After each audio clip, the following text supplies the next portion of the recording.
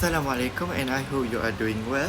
So my name is Muhammad Aiman Fikri Osman and my ID number is AM2505018749.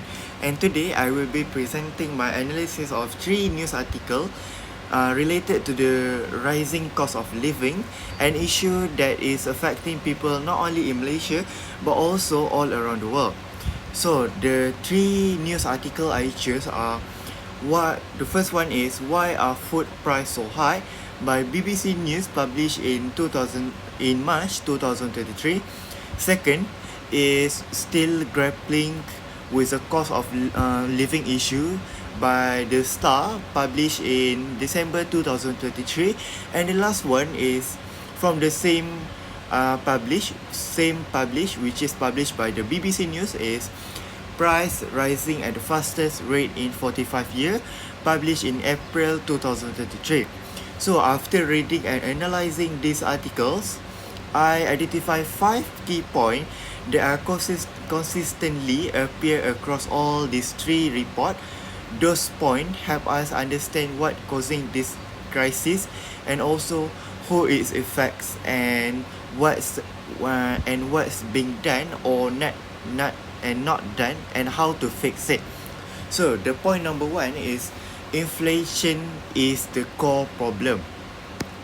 First, inflation is the most obvious and also consistent cause of the rising living costs.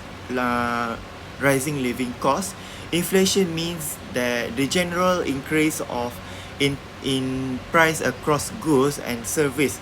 As the price go up, the value of money go down.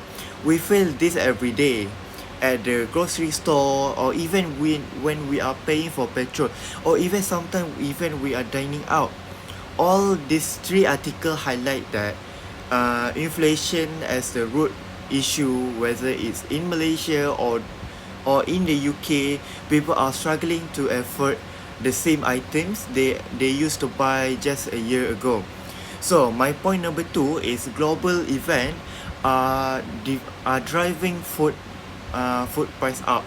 So second, the article from BBC explain how global event, especially the war in Ukraine that are still happening right now, are pushing food price higher. So the conflict disrupted the supply of grain and also fertilizer, which has affected the food production worldwide.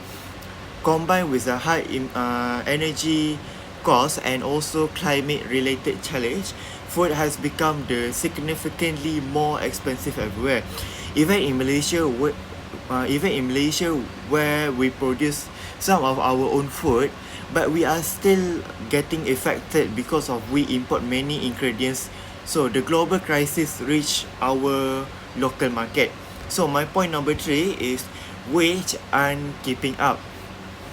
So third, the article discuss how wage growth isn't keeping up with inflation. This means that although prices are going up, people's salaries are not increasing at the same rate. Many workers feel they are earning the same but spending more, something that is very very important, and especially on essential like a food, rent or transport. So in the Star article, some Malaysians share how they have to cut back, change their lifestyle. Also, some of them even take on extra job just to survive. So my point number 4 is the government aids help, but it isn't enough. So fourth, the government assistance is mentioned in the Star article. Schemes like Bantuan Tunai Rahmah and the fuel subsidies are meant to help to ease the burden, especially for the lower income groups. But however, these are temporary measure. They help in the short term, but they don't solve the bigger problem. Long-term solution like improving wage, stabilizing price and also controlling housing costs are what people really need nowadays. So my last point is the last point, now point number 5. Public frustration is growing. So finally, all 3 articles suggest that public that public frustration is increasing. People are starting to lose patience, and they are feel the pressure every single day, and many are calling for stronger action from their government. Protests, online discussion, and political debates have become more common, especially in the countries where crisis is worse. It's clear that people want real long-term solution and not just one-time financial aid. So, in conclusion, in summary, the cost of living crisis is complex, but the core issues are clear: inflation, global conflict, stagnant wage, limited government aid, and also growing public frustration are all contributing to this difficult situation. We are living in a time where daily choice is what to eat, where to live, how to travel are shaped by the rising costs.